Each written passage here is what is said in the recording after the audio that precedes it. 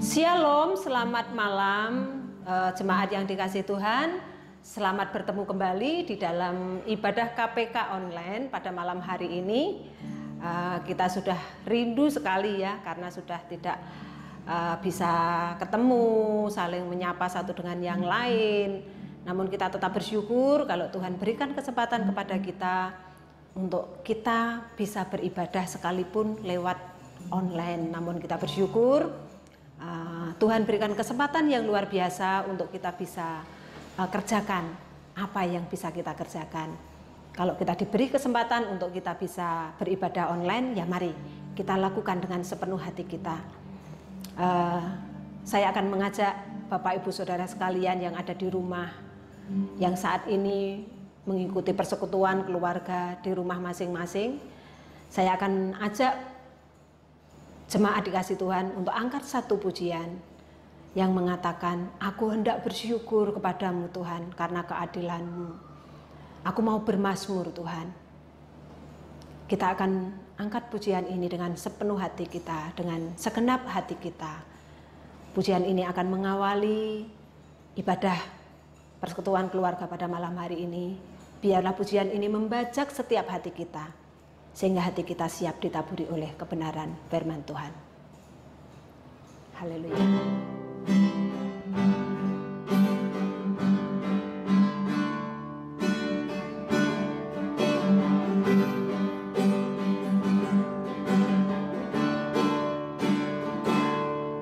Aku hendak bersyukur pada Tuhan karena keadilannya, dan bermazmur bagi nama Tuhan yang maha tinggi. Ya Tuhan, Tuhan kami, betapa mulianya nama-Mu, Tuhan kami, dimuliakan atas seluruh bumi.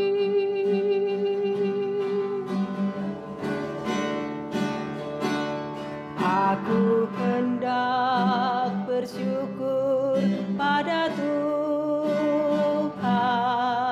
karena keadilannya,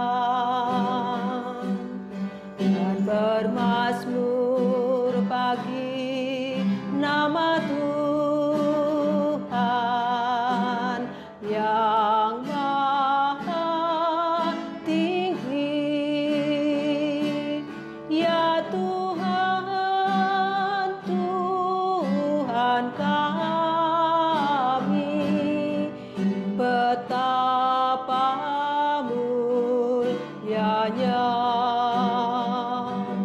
nama-Mu, Tuhan kami, dimuliakan atas seluruh bumi. Ya Tuhan, Tuhan kami, betapa mulianya nama-Mu, Tuhan kami, dimuliakan atas seluruh bumi, atas seluruh bumi, atas seluruh bumi. Mari kita akan berdoa sebelum kita mendengarkan kebenaran firman Tuhan yang akan menjadi landasan di dalam hidup kita. Mari kita berdoa. Tuhan Yesus, Tuhan yang baik, Bapa yang sangat mengasihi kami bersyukur Tuhan buat segala sesuatu yang sudah Kau nyatakan dalam hidup kami.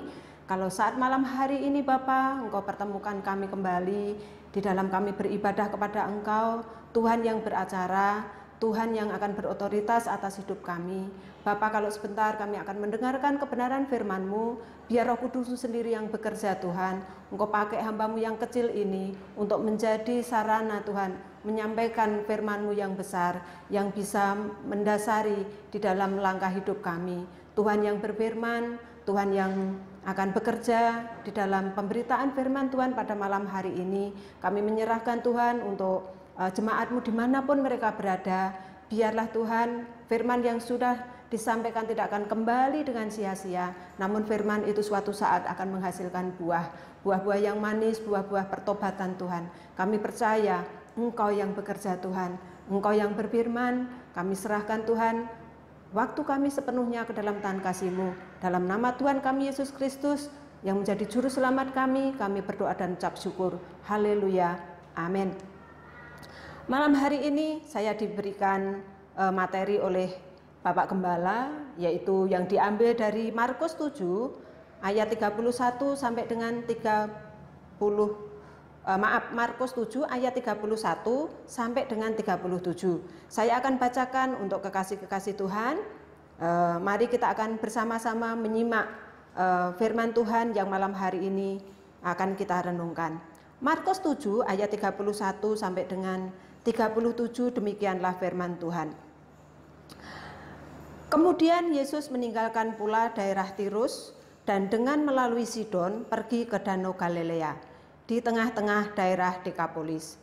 Di situ orang membawa kepadanya seorang yang tuli dan yang gagap dan memohon kepadanya supaya ia meletakkan tangannya atas orang itu. Dan sesudah Yesus memisahkan dia dari orang banyak sehingga mereka sendirian, ia memasukkan jarinya ke telinga orang itu, lalu ia meludah dan meraba lidah orang itu. Kemudian sambil menengadah ke langit, Yesus menarik napas dan berkata kepadanya, "Ephata," artinya terbukalah. Maka terbukalah telinga orang itu, dan seketika itu terlepas pulalah pengikat lidahnya. Lalu ia berkata-kata dengan baik. Yesus berpesan kepada orang-orang yang ada di situ supaya jangan menceritakannya kepada siapapun juga, tetapi makin dilarang mereka, makin luas mereka memberitakannya. Mereka takjub dan tercengang dan berkata, "Ia menjadikan segala-galanya baik. Yang tuli dijadikannya mendengar, yang bisu dijadikannya berkata-kata." Amin. Dalam perikop ini diceritakan bagaimana Tuhan Yesus menyembuhkan orang yang tuli dan yang gagap. Orang tuli artinya orang itu tidak bisa mendengar. Gagap berarti tidak bisa berbicara dengan baik. Mendengar bukan hanya menerima gelombang suara oleh telinga kita, namun di sini mendengar memiliki arti yang sangat dalam.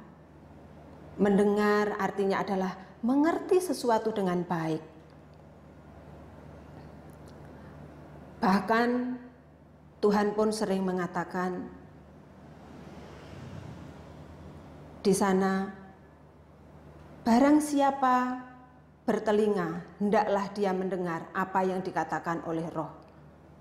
Artinya setiap kita kan punya telinga, tapi belum tentu kita bisa mendengar. Itu yang dimaksud Tuhan. Kenapa? Tuhan senantiasa berpesan demikian. Barang siapa bertelinga, hendaklah ia mendengar apa yang dikatakan oleh Roh. Mendengar atau mengerti, lawan katanya adalah bebal. Bahasa sehari-harinya orang mengatakan ndablek. Orang kalau sudah ndablek, orang kalau sudah bebal, ya tidak mau mendengar perkataan orang lain, tidak mau menerima masukan orang lain. Anak yang bebal, ketika orang tuanya mengasih sesuatu yang berguna bagi si anak ini, didengar sih didengar, namun tidak dimengerti. Sehingga ya berlalu begitu saja. Bahkan orang yang bebal, ya sekalipun setiap saat, setiap hari, setiap waktu mendengarkan firman Tuhan, dikhotbahi, tapi yang namanya orang tidak mendengar, orang tidak mau mengerti, apalagi melakukan, ya hidupnya ya sudah, ya begitu-begitu doang. Bahkan orang bebal itu mintanya cuma diperhatikan, mintanya cuma dibantu. Padahal orang lain memikirkan bagaimana supaya orang itu bisa pada suatu saat mandiri, tidak hanya menunggu kebaikan orang lain, tidak hanya menunggu bantuan orang lain, namun bagaimana caranya supaya orang itu bisa keluar dari permasalahan yang dihadapi sehingga suatu saat dia bisa mandiri, dia bisa menghasilkan sesuatu yang mana bisa untuk mencukupi kebutuhannya sendiri.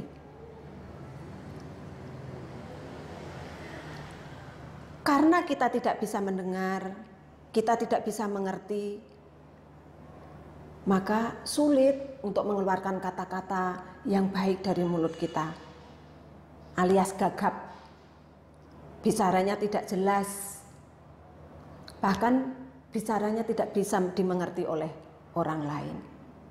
Itu orang yang gagap.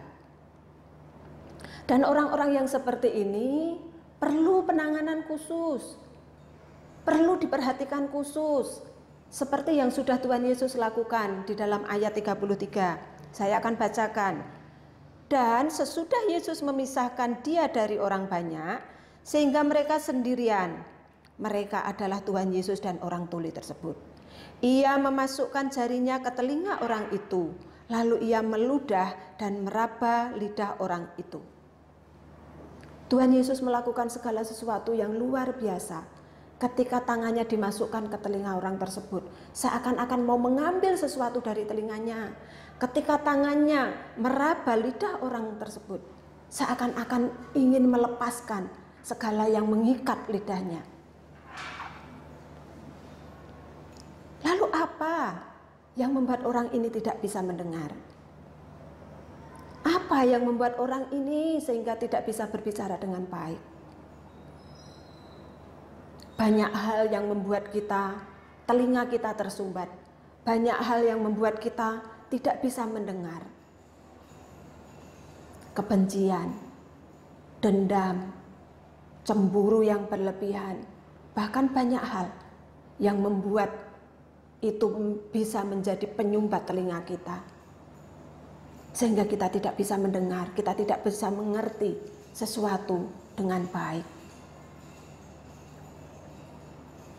Contoh ini. Contoh.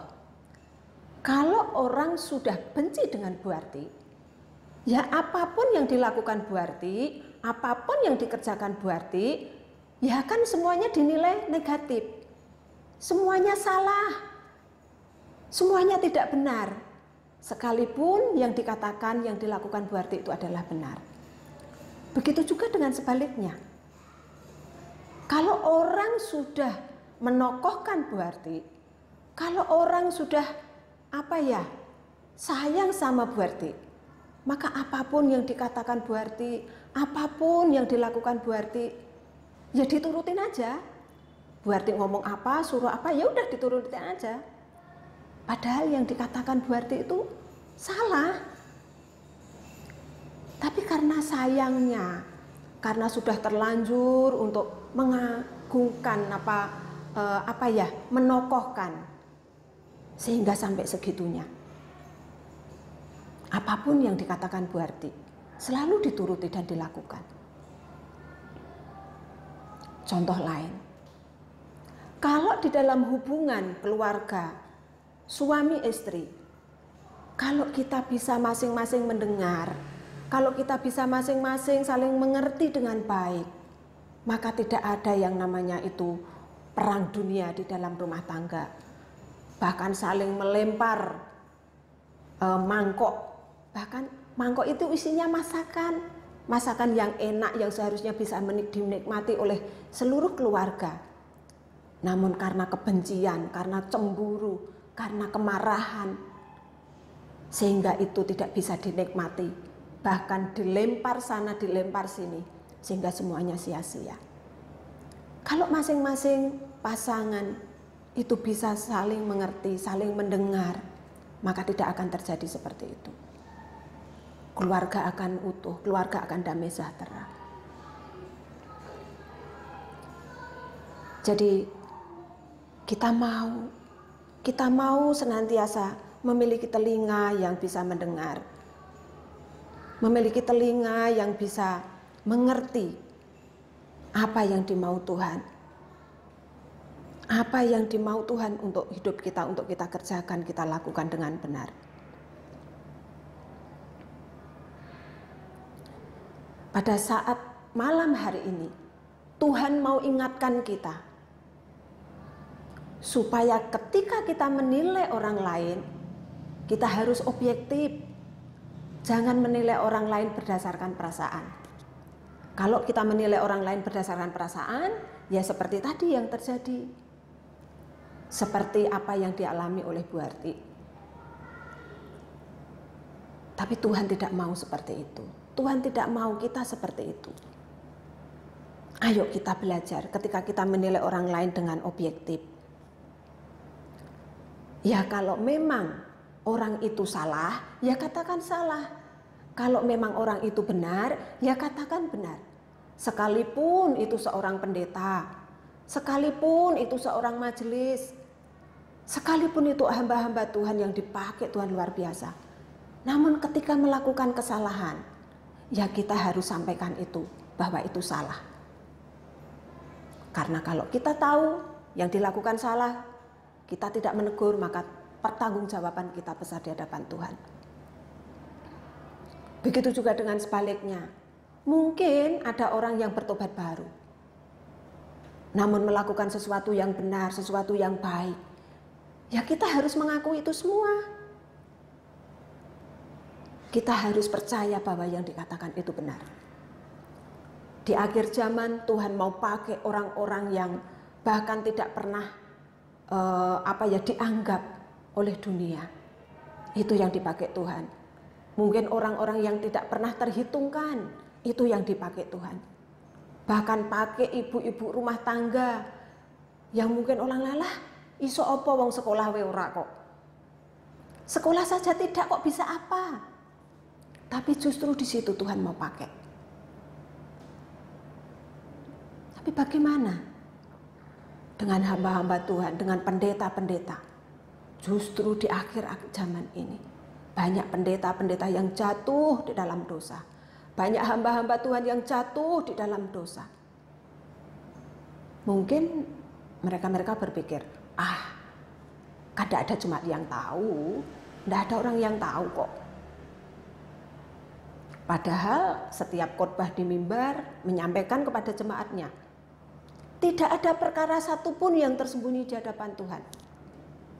Menuntut jemaatnya harus hidup benar. Namun bagaimana dengan hamba-hamba Tuhan sendiri? Seharusnya bisa jadi teladan. Kalau kita mau menilai orang lain dengan perasaan, maka semuanya akan salah. Contoh, kita terlalu sayang dengan anak kita. Kita tahu anak kita itu salah, namun kita bela mati-matian. Itu tidak benar. Itu juga salah di hadapan Tuhan. Sekalipun itu anak kita, kalau kita memang sayang sama anak kita, ya sudah, kalau memang salah, ya kita akui kalau itu salah. Kita kasih tahu sesuatu yang benar, supaya anak ini tidak melakukan kesalahan lagi.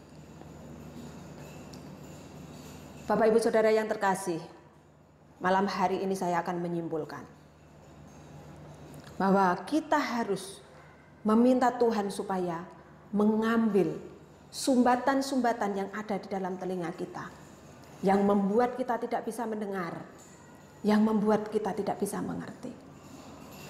Sumbatan-sumbatan itu banyak, yang tahu adalah panjenengan semua.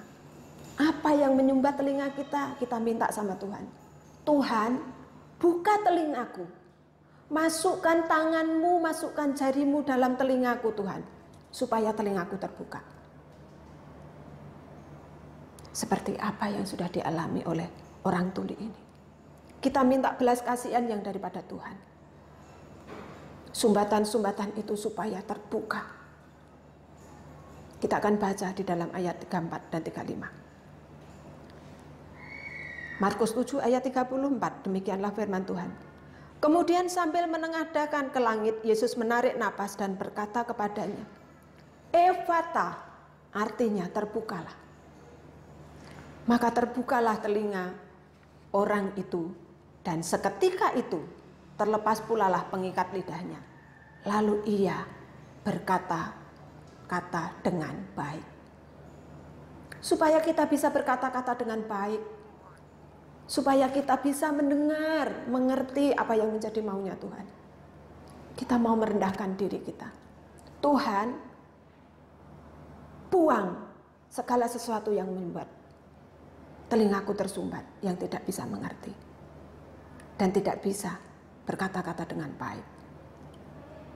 Kalau hati kita beres, kebencian itu kita tanggalkan, kemarahan itu kita tanggalkan, rasa cemburu akan pasangan kita tanggalkan, iri dengki kita tanggalkan, maka yang ada di dalam hati adalah damai sejahtera.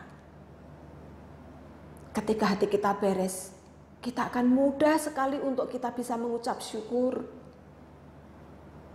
Dan apapun yang kita lakukan, apapun yang kita kerjakan, membuat orang lain diberkati, membuat orang lain disukakan. Itu yang dimau Tuhan di dalam hidup kita. Marilah kita mau membuka telinga kita, supaya kita bisa mendengar, supaya kita bisa mengerti sesuatu dengan baik, dan kita bisa berkata-kata dengan baik, dan perkataan kita bisa menjadi berkat bagi orang lain. Amin. Mari kita berdoa. Kita akan mengucap syukur atas apa yang sudah kita dengar pada malam hari ini. Biarlah ini menjadi berkat bagi setiap kita semua. Haleluya Yesus, haleluya. Bersyukur Tuhan, bersyukur. Engkau begitu baik, Engkau luar biasa Tuhan pada saat malam hari ini. Kami bisa mendengarkan kebenaran firman-Mu Tuhan, yang mana firman itu membuka hati dan pikiran kami, wawasan kami Tuhan, untuk kami semakin hari semakin mengerti apa yang menjadi kehendak dan isi hati-Mu. Kami mohon Tuhan, buka Tuhan telinga kami. Engkau yang akan lepaskan Tuhan ikatan-ikatan yang mengikat lidah kami, supaya kami bisa mendengar dan bisa berkata-kata dengan baik. Terima kasih buat firman-Mu Tuhan. Terima kasih. Kami percaya firman yang sudah tersampaikan tidak akan kembali dengan sia-sia. Firman itu suatu saat akan menghasilkan buah Tuhan. Kami bersyukur malam hari ini, Bapa, kami bisa berdoa, kami bisa memuji Engkau, kami bisa mendengarkan kebenaran firman-Mu. Itu adalah satu anugerah buat kami. Sekalipun Tuhan dengan cara online, namun sarana ini Tuhan pakai untuk menjadi sesuatu yang dahsyat, yang luar biasa. Hamba-Mu dari tempat ini Tuhan berdoa bagi seluruh jemaat-Mu Gia Condrokusumo Tuhan. Kami menyerahkan kehidupan mereka di tengah-tengah kondisi yang ada. Mungkin banyak orang-orang yang kena dampak COVID-19 Tuhan. Namun kami percaya kami adalah anak-anak-Mu. Kami adalah umat pilihan-Mu Tuhan. Maka Engkau juga yang akan terus memampukan kami untuk kami bisa melewati ini semuanya. Bukan dengan kekuatan kami Tuhan, namun kekuatan yang daripada Engkau terus ada pada kami. Kami berdoa untuk kota kami, kota Semarang Tuhan. Engkau juga berkati Bapa kota ini, beserta dengan masyarakat yang ada. Berikan kepada kami hati yang takut dan gentar akan Engkau, menghormati akan pemimpin Tuhan, menghargai akan kebijakan-kebijakan yang sudah diambil oleh para pemimpin kami. Kami juga berdoa untuk bangsa Indonesia ini Tuhan. Engkau juga akan berkati bangsa Indonesia ini di tengah-tengah kondisi yang ada untuk melawan COVID-19 Tuhan. Engkau juga akan pakai setiap kami untuk kami terus merendahkan diri kami, memohon belas kasihan yang daripada Engkau Tuhan, supaya Tuhan turut bekerja di dalam segala sesuatu Tuhan untuk mendatangkan kebaikan bagi kami yang mengasihi Engkau. Bapa, kami berdoa untuk negeri ini, untuk bumi ini Tuhan. Kami serahkan semuanya ke dalam tangan kasih-Mu. Berkati para pemimpin bangsa kami Tuhan, beserta dengan jajaran yang ada, para medis yang Tuhan pakai Tuhan. Engkau juga akan berkati mereka. Engkau yang proteksi seluruh aspek kehidupan mereka Tuhan. Yang jasmani, yang rohani, harta benda milik mereka. Tuhan yang proteksi oleh kuasa darah-Mu. Inilah Tuhan doa dan ucapan syukur kami ini. Hanya kami peralaskan di dalam satu nama Tuhan kami Yesus Kristus. Tuhan dan Juru Selamat penebus hidup kami. Kami berdoa dan ucap syukur. Haleluya. Amin.